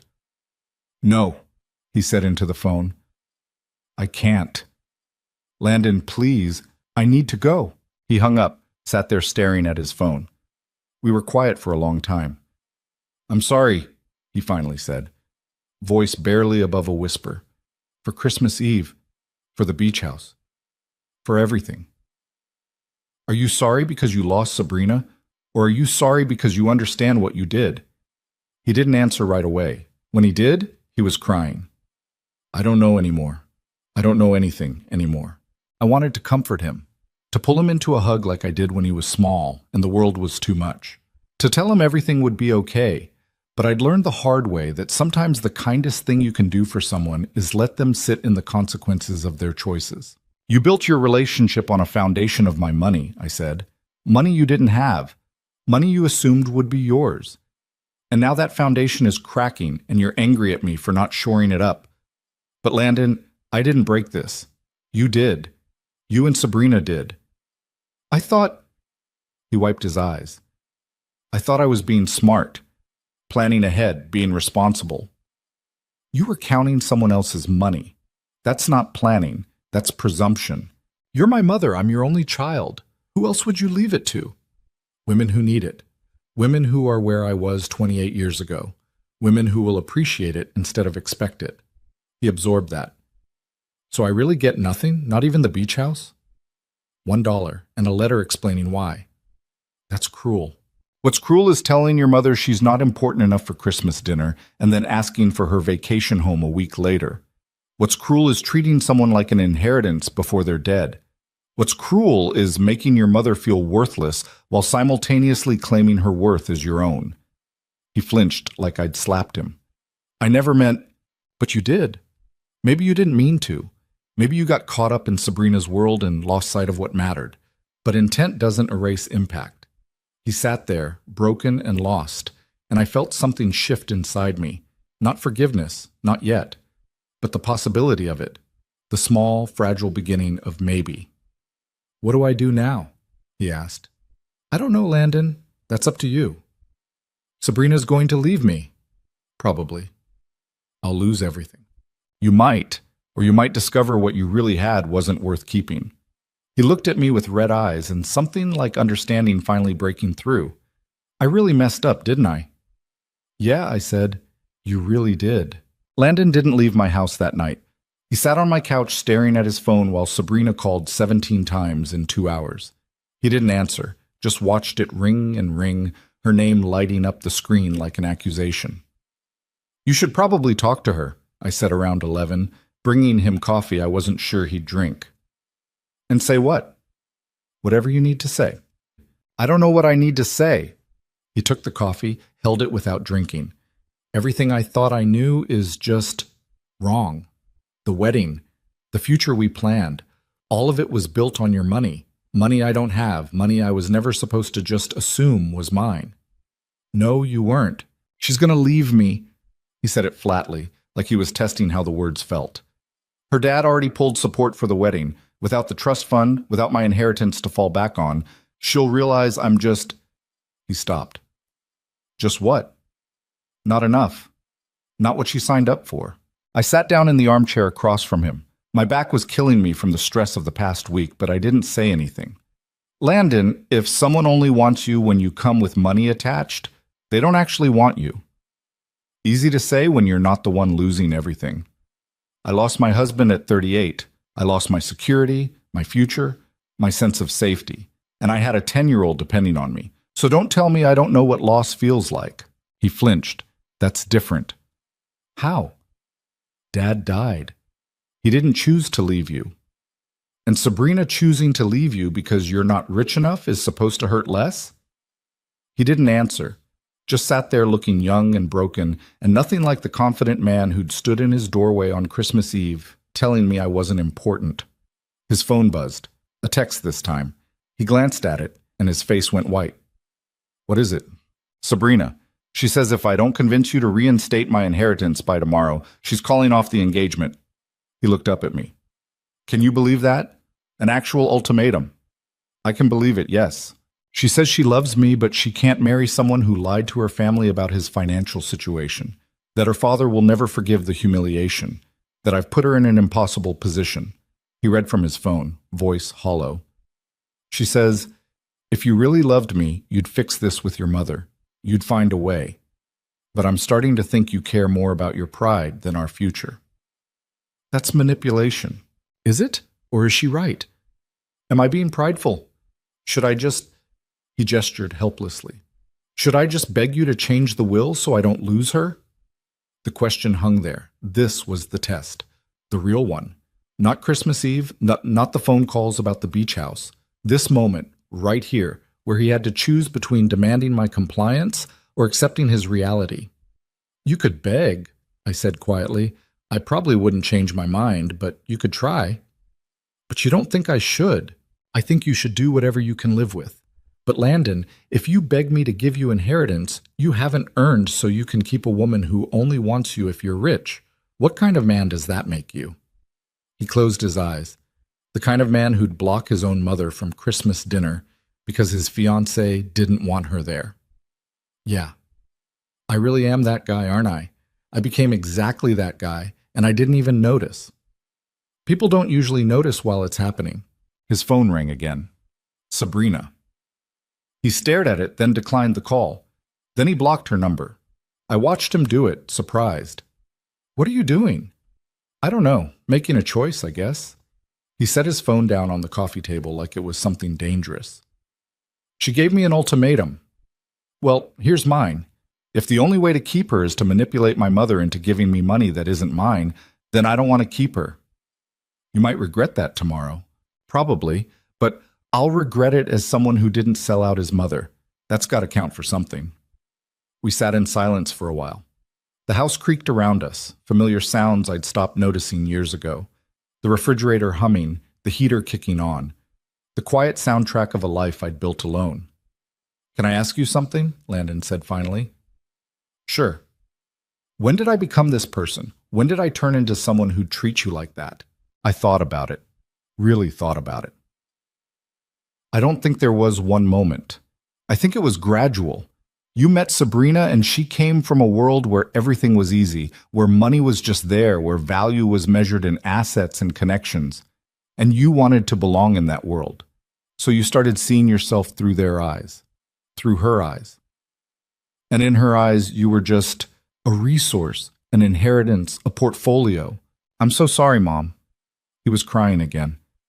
I'm so fucking sorry. I know. Do you forgive me? The question I'd been dreading, because the honest answer was complicated. I don't know yet, I said. Ask me again in a few months. He nodded, wiping his eyes. That's fair. You can stay here tonight if you want. Guest room's made up. Yeah?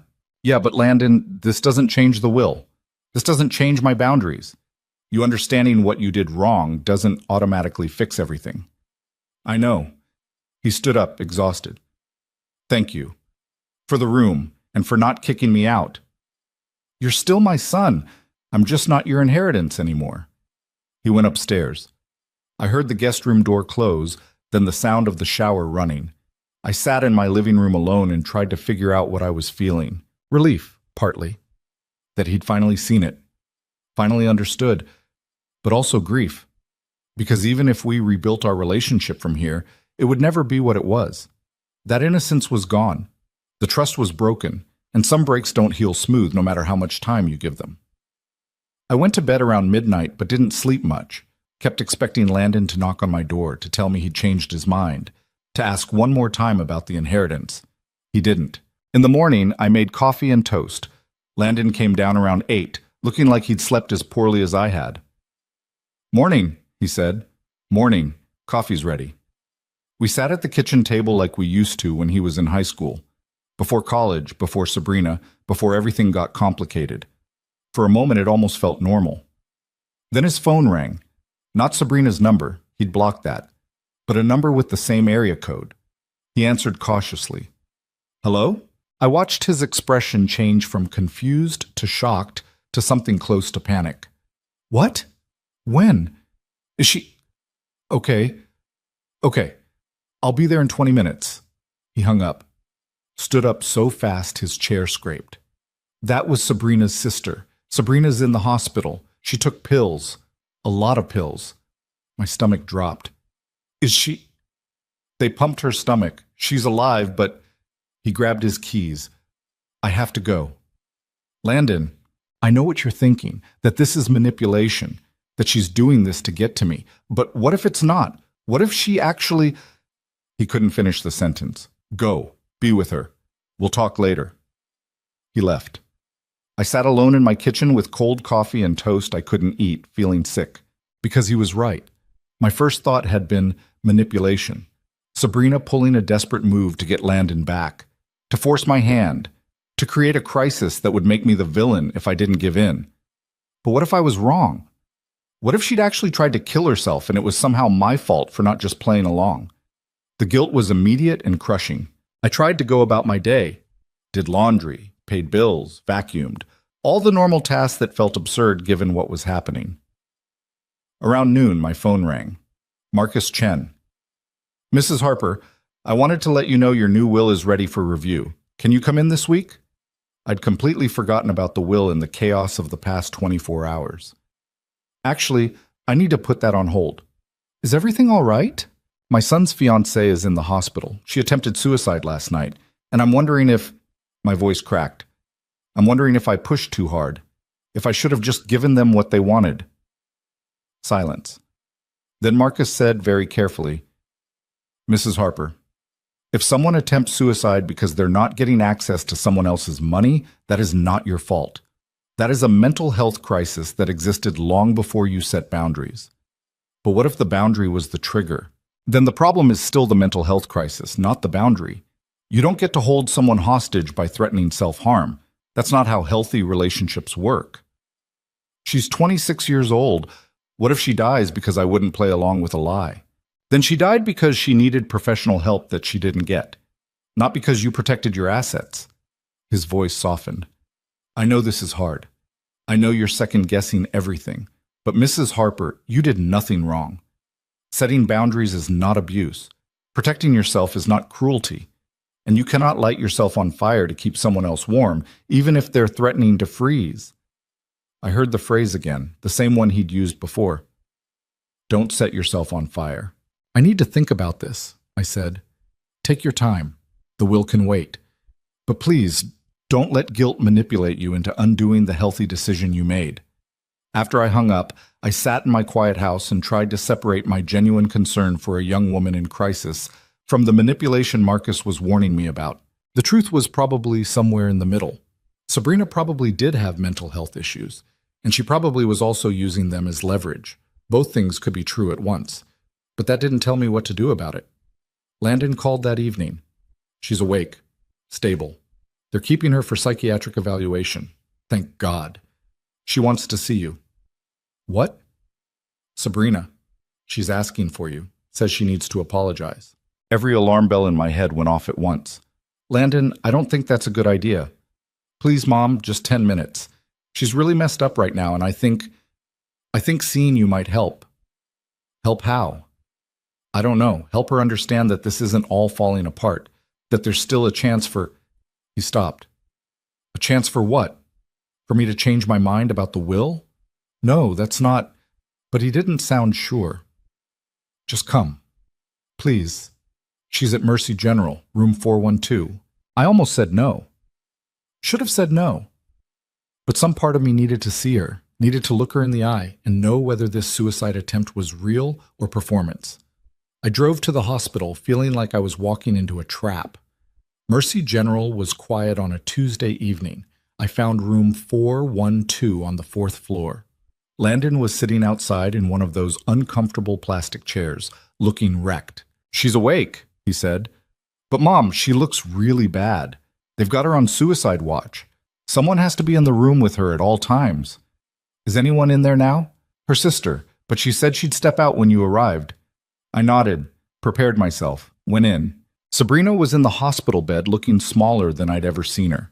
No makeup, hair unwashed, wearing a standard hospital gown, an IV in her arm. She looked young and broken and nothing like the polished woman who'd sat in my kitchen issuing threats.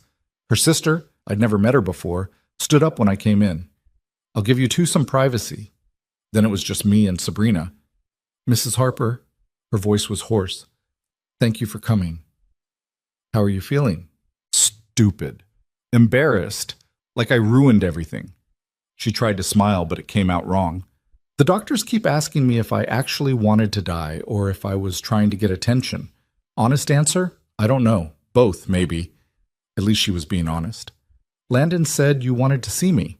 I wanted to apologize for everything, for manipulating him, for using you, for turning your relationship with your son into a transaction. Tears started rolling down her face. I didn't see it while I was doing it, or I did see it, but I told myself it was fine because everyone does it, right? Everyone uses connections and assets and family money to get ahead. But I turned your son into a liar. I turned myself into someone who'd rather die than face my father without a trust fund. And I'm so sorry. The apology sounded genuine, but I'd been fooled before. Why did you take the pills, Sabrina? She was quiet for a long time. Because my father called me yesterday after Landon left your house. He said I was an embarrassment, that I'd humiliated the family by choosing someone so far beneath our class, that I'd proven I couldn't be trusted with money or decisions or anything important. And he was cutting me off completely. Not just the trust fund, everything, my credit cards, my apartment, my car. All of it gone. So you tried to kill yourself because your father disowned you. I tried to kill myself because without his approval, without his money, I'm nothing. I've never worked a day in my life, Mrs. Harper. I don't have skills, I don't have education that actually matters. I have a degree in art history and a closet full of designer clothes and absolutely zero ability to function in the real world.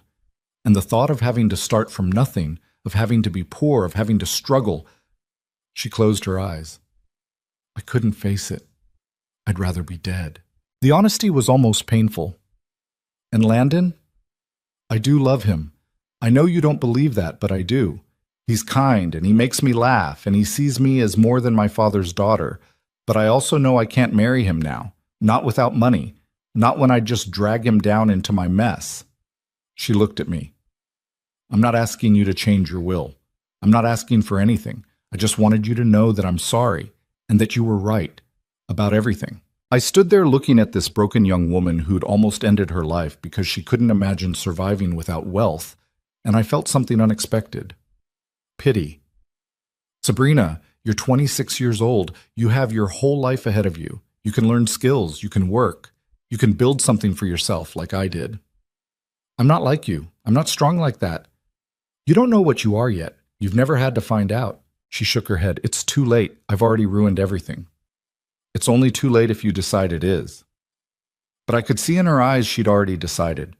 She'd already written herself off as someone who couldn't survive without her father's money. And maybe she was right. Maybe she'd been so carefully groomed for a life of luxury that stripping it away had broken something fundamental. Or maybe she was still manipulating me, playing the victim to extract sympathy. I honestly couldn't tell anymore. I should go, I said. Mrs. Harper? She called as I reached the door. Do you think Landon will ever forgive me? I don't know. That's between you and him. Do you think you'll ever forgive him? The question stopped me.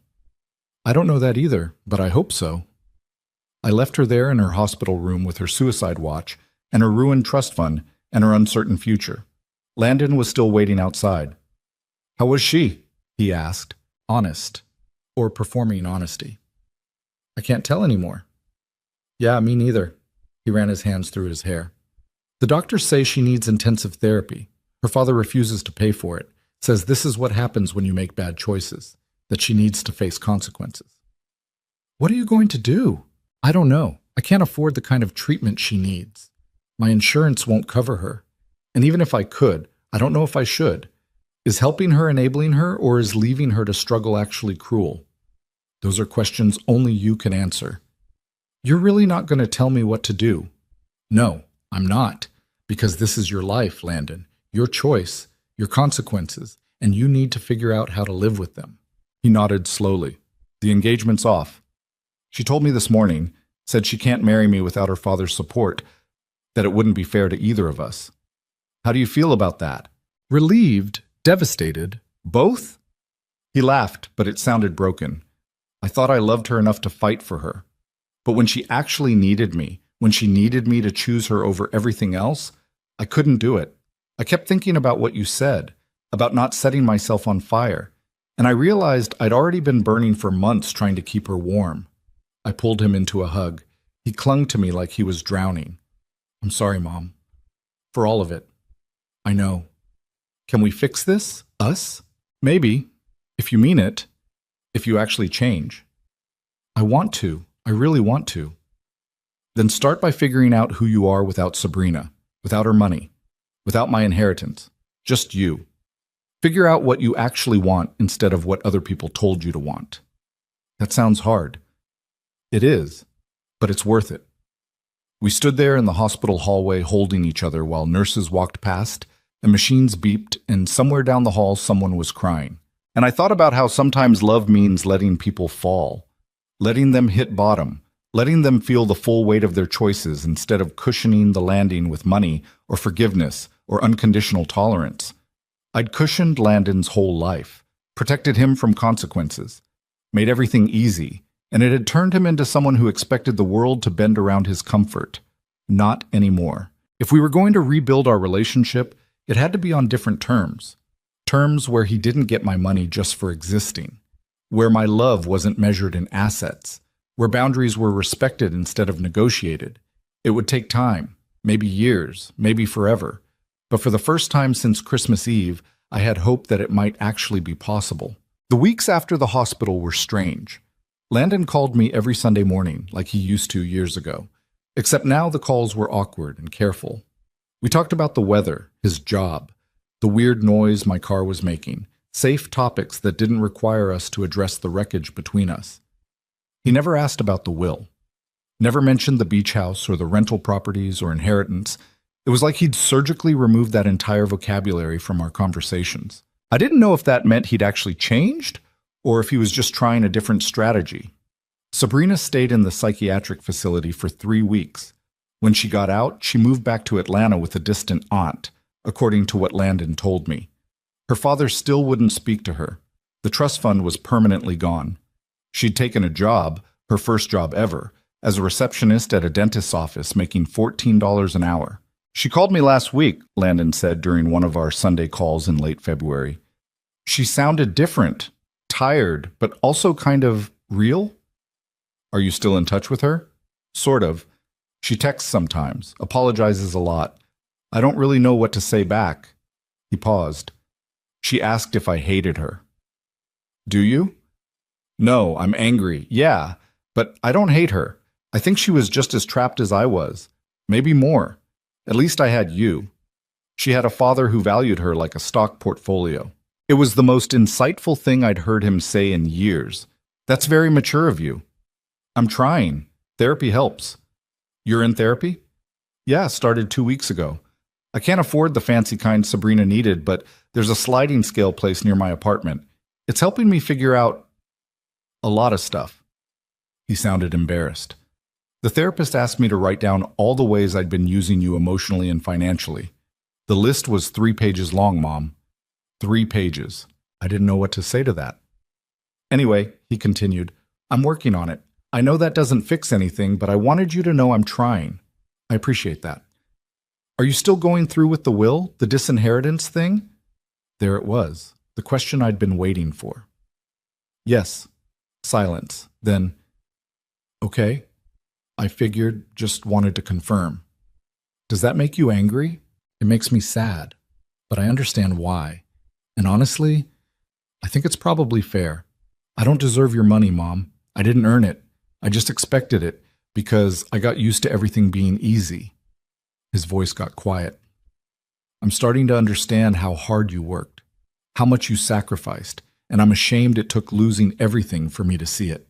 I felt tears starting and pushed them back. Landon, you don't have to say anything. I just wanted you to know I get it now, finally. After we hung up, I sat with my coffee and thought about forgiveness. How it's not a light switch you flip. How it's more like a muscle you rebuild slowly, carefully, testing if it can hold weight yet. I wasn't there yet, but maybe someday. Marcus called in March. Mrs. Harper, I need to finalize your will. We've had the draft ready for 2 months. Are you ready to sign? I thought about Landon's therapy, his Sunday calls, his acknowledgement of what he'd done, the slow, painful growth I was watching from a distance. Not yet, I said. Give me another month. May I ask why? Because I need to see if this change is real or if he's just waiting me out. Fair enough. But Mrs. Harper, don't let hope make you vulnerable again. People can change. They can also just get better at manipulation. I know. I'm being careful. Good. Call me when you're ready. I spent March watching Landon from a cautious distance. He got a promotion at work. Associate Director of Marketing. Better pay. He moved to a smaller apartment to save money, downsizing from the place he'd shared with Sabrina. He sold his car and bought a used one that was 7 years old but ran fine. He was learning to live within his means instead of beyond them, learning to value things he'd earned instead of things he'd expected, and he never once asked me for money. In early April, he called on a Wednesday instead of Sunday. Mom, I need to tell you something, and I don't want to wait until this weekend. My stomach clenched. Here it comes. The ask. The manipulation I'd been waiting for. What is it? I hired a financial advisor, a real one, not Sabrina's dad's people. And I've been going through my finances, trying to clean up my spending, and I realized I still have the spare key to your beach house. From 2 years ago. I know you changed the locks, but I wanted to mail it back to you anyway. As like a symbolic thing, I guess, that I'm not holding on to it hoping you'll change your mind, that I accept your boundaries. I actually laughed. Landon, that key doesn't work anymore. You could throw it away. I know, but sending it back to you feels important, like I'm officially giving up the idea that I'm entitled to your stuff. Okay, send it back then. Also, the financial advisor asked about my inheritance expectations, for planning purposes, and I told him I'm not inheriting anything, that my mother is leaving her estate to charity, and he said that was admirable, that more people should support causes bigger than themselves. Landon's voice got thick, and I realized I should have said that to you months ago, that what you're doing with your money is admirable, that those scholarships for single mothers will change lives, that you're doing something that matters, and I'm proud of you, Mom. I should have said that first instead of getting angry. I was crying now, couldn't help it. Thank you for saying that. I mean it. I really do. After that call, I went to my office and pulled out the box with my will, read through it again, the provisions directing everything to scholarships and business grants and emergency funds for women who needed help. It was good. It was right. It would do real good in the world. But I called Marcus the next morning. I want to revise the will, not scrap it, just revise. What kind of revision? I want to leave the beach house to Landon, but with conditions. He can't sell it for 10 years. He has to maintain it, use it, take care of it. And if he violates those terms, it goes to charity instead. And the rest of the estate still goes to the foundations. But I want to add a provision that if Landon demonstrates genuine change over the next 5 years, measured by things like financial responsibility, maintaining our relationship, contributing to charity himself, he can earn back up to 20% of the estate, not as inheritance, as reward for growth. Marcus was quiet for a moment. That's an unusual structure. I know, but I don't want to punish him forever for mistakes he's genuinely trying to fix. I also don't want to reward him prematurely before I know the change is real. This feels like middle ground. It's creative, I can draft it. But Mrs. Harper, you understand this means staying involved in evaluating his behavior for years, keeping records, making judgments about his growth. It's not a clean break. I don't want a clean break anymore. I want a relationship built on something real. This structure forces both of us to work for it. All right, give me 2 weeks. I didn't tell Landon about the revision. Didn't want him performing growth to earn inheritance. If the change was real, it would happen regardless. If it wasn't, I'd know. May came. Then June. Our Sunday calls continued. Landon started sending me articles he thought I'd find interesting, photos of his new apartment, a recipe he'd tried that reminded him of something I used to make. Small things. Normal things. The kind of things families do when they actually like each other. In July, he asked if he could visit. Not to stay at the beach house, he clarified immediately. I'll get a hotel, but I'd like to see you. Maybe we could get dinner? You don't need a hotel. You can stay in my guest room. Are you sure? I don't want to assume. I'm sure. He came down on a Saturday in late July, pulled up in his used Honda, wearing jeans and a t-shirt instead of the expensive clothes Sabrina used to buy him. He looked more like the son I remembered, less polished but more genuine. We had dinner at a seafood place near the water. Nothing fancy, split an appetizer, Talked about his promotion, his therapy, a book he was reading. I saw Sabrina's on Facebook, he mentioned over dessert. She posted about getting her own apartment, a studio. Said it's the first place she's ever paid for herself and she's proud of it. How does that make you feel? Happy for her, I guess. She's learning what you tried to teach me, that building something yourself means more than inheriting it. Do you still love her? He thought about it. I love who she might become, but I don't miss who she was. Does that make sense? Perfect sense.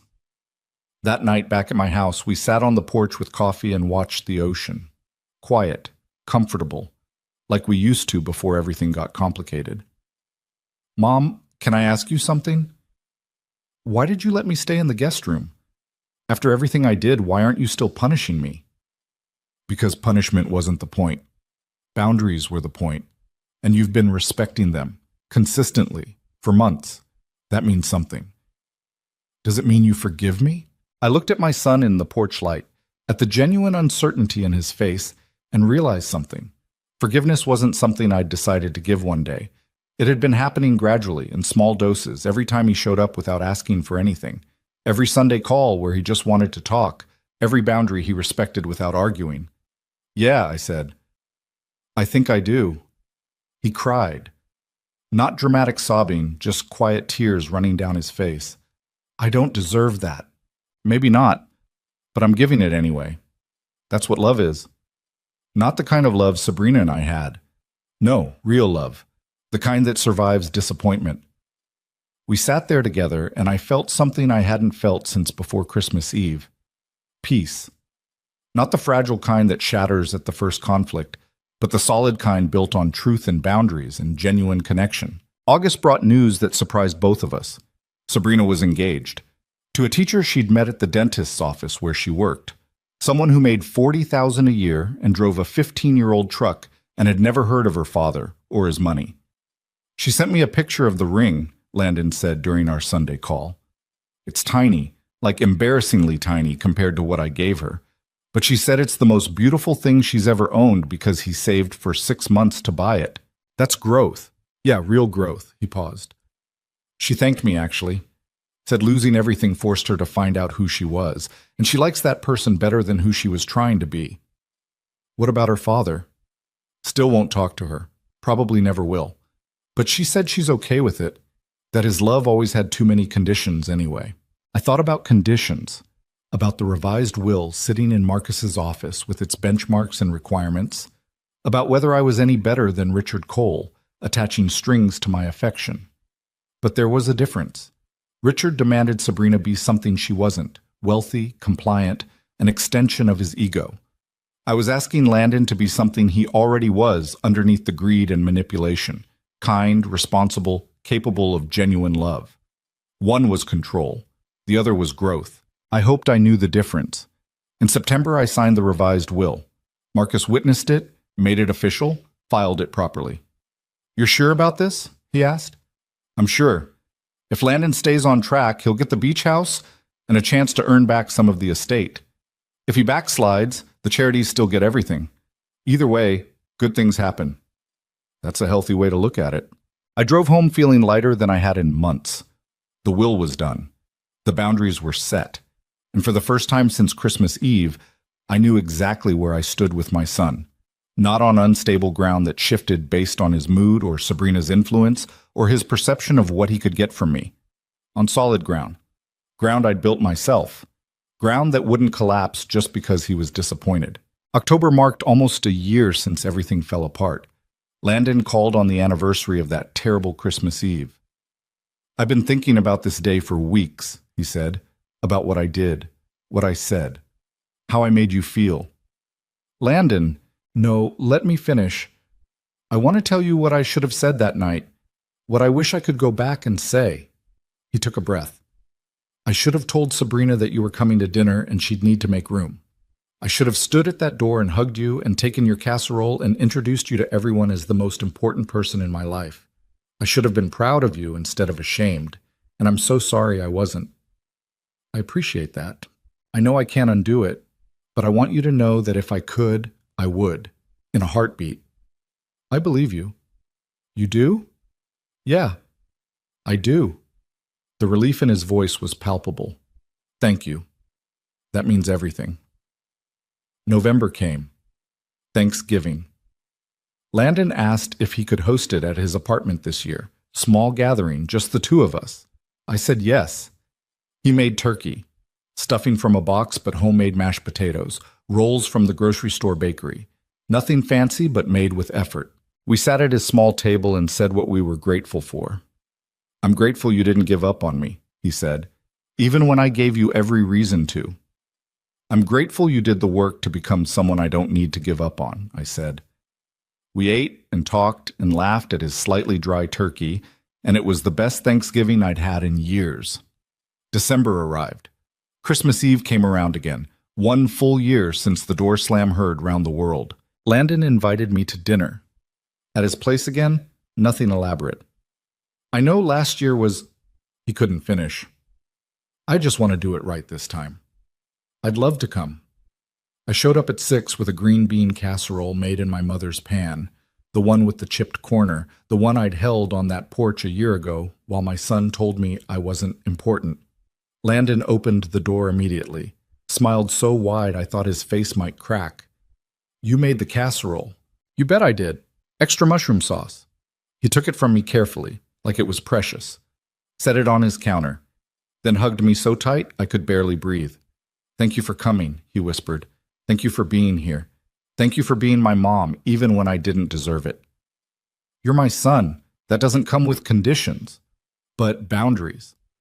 Yes, but boundaries aren't conditions. They're protection. There's a difference. We spent the evening together, just the two of us, eating dinner, watching a movie, talking about his plans for the new year. He'd started volunteering at a nonprofit that helped low-income families with financial literacy, teaching them about budgeting and saving and investing. I figured if you were going to leave your money to help people, I should probably help people too, he explained, with what I know. What you taught me, even if I wasn't paying attention at the time. I'm proud of you. Yeah? Yeah. As I drove home that night, I thought about the journey from last Christmas to this one. From standing on a porch being told I wasn't important enough to sitting at a table where I was the guest of honor. It hadn't been easy. There were moments I'd wanted to give in, to soften the boundaries, to forgive too quickly just to end the pain. But I'd stood firm, and it had worked. Not because Landon was perfect now. He wasn't. He still had moments of entitlement, still struggled with money anxiety, still occasionally said things that reminded me he was a work in progress. But he was progressing, genuinely. And that mattered more than perfection. In January, I got a letter from the nonprofit Landon volunteered with. They'd nominated me for their annual award recognizing community members who supported their mission through charitable giving. Apparently, Landon had told them about my estate planning and the scholarships I was funding. The award ceremony was in March. I almost didn't go, never been comfortable with public recognition, but Landon asked me to attend. Please, Mom, I want people to see what you built, what you're doing with it. I want them to know that you didn't just give me money. You gave me something better. You gave me an example. So I went. They gave me a plaque and a nice speech about supporting single mothers and funding education and creating opportunities for women who needed help. Landon stood in the audience crying the whole time. Afterward, a young woman approached me, early 20s, holding a baby on her hip. Mrs. Harper, I'm Maya. I received one of your scholarships last year. I'm in nursing school now because of you. I just wanted to say thank you. You changed my life. I looked at her, at this young mother who reminded me so much of myself at her age, and realized something profound. This was what I'd built everything for. Not for Landon's inheritance, not for a legacy with my name on it. For this moment where my sacrifice mattered to someone who needed it.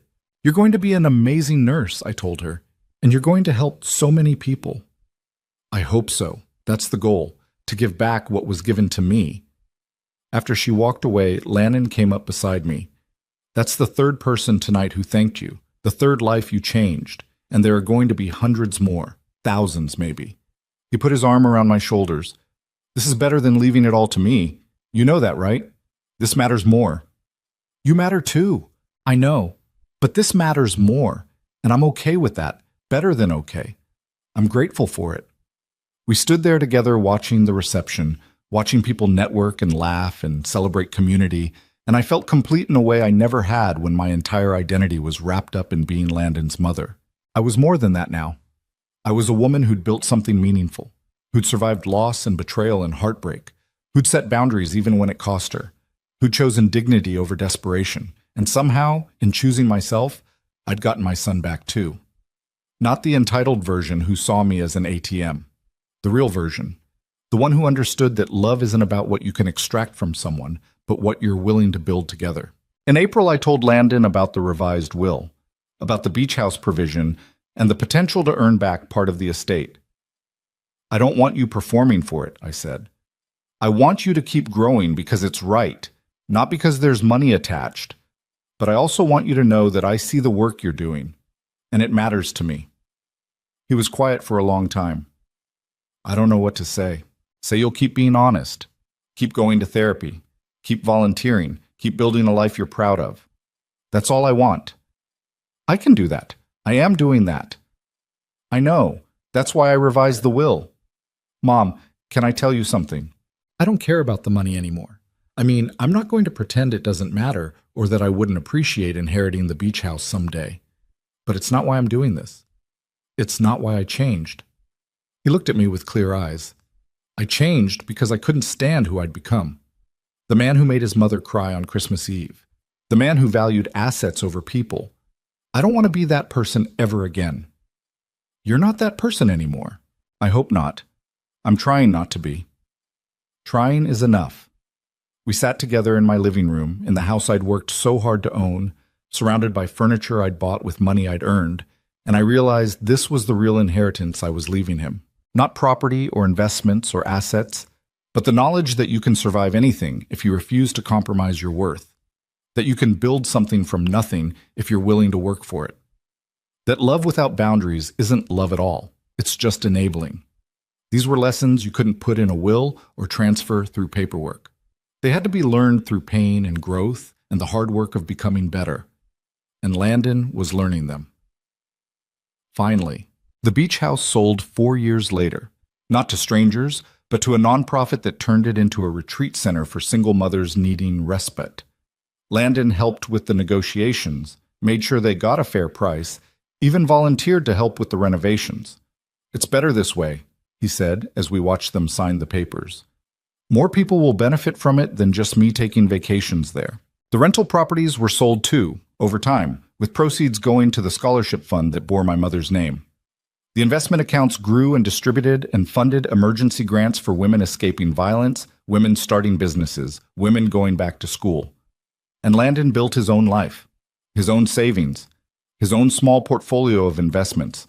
Nothing compared to what I'd accumulated, but his, earned, meaningful. He got married eventually. Not to Sabrina, she'd moved to Oregon with her teacher husband and sent Christmas cards every year. But to a woman named Rachel who worked in HR and drove a Prius and thought his small apartment was charming.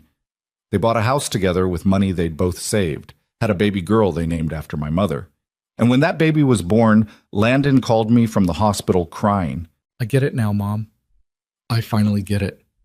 What you sacrificed for me. What you endured. How much you loved me even when I didn't deserve it. His voice broke. I'm holding my daughter, and all I want is for her to never doubt that she matters more than any amount of money in the world. And I'm so sorry I ever made you doubt that.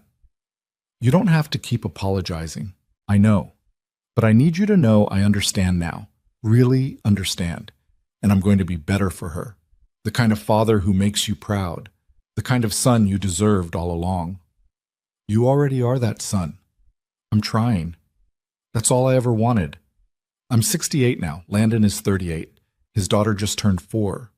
We have dinner every Sunday, all of us together. The tradition we rebuilt from ashes. The scholarship fund has helped over 200 women get degrees. The business grants have launched 43 companies. The emergency fund has pulled countless women out of crisis. And my relationship with Landon is real now, built on truth instead of obligation, sustained by choice instead of guilt. Sometimes he still slips, still says things that reveal the entitlement hasn't completely died. But he catches himself now, apologizes, corrects course, and that's the difference. Not perfection, awareness, effort, growth.